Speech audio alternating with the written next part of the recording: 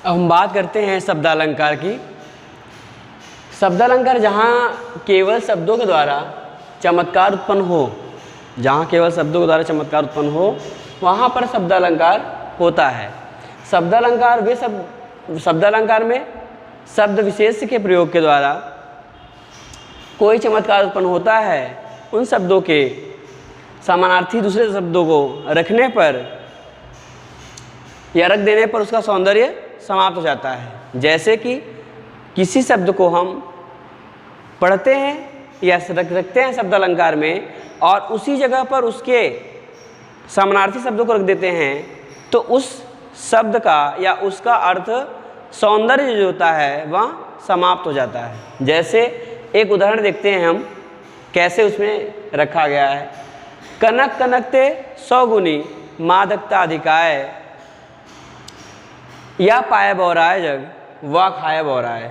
इसको तो आपने, ये यमक अलंकार का उदाहरण है, आपने इसको देख लिया, समझ लिया। यहाँ पर कनक कनक 2 बार रखा गया है, जिसके द्वारा ही शब्दों में या दोहे में चमत्कार उत्पन्न हो रहा है। लेकिन अगर इसके हम समानार्थी शब्दों को रखते हैं तो उसका सौंदर्य कैसे समाप्त होता है वो दिखाते हैं।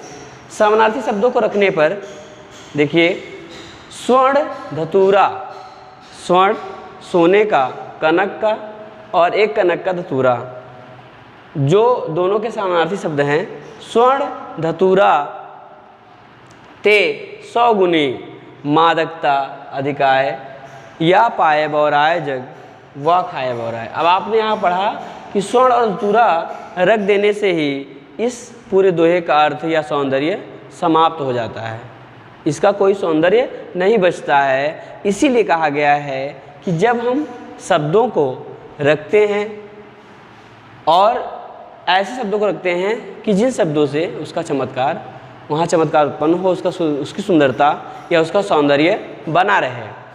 अब आगे हम पढ़ेंगे शब्दालंकार के भेद या प्रकार।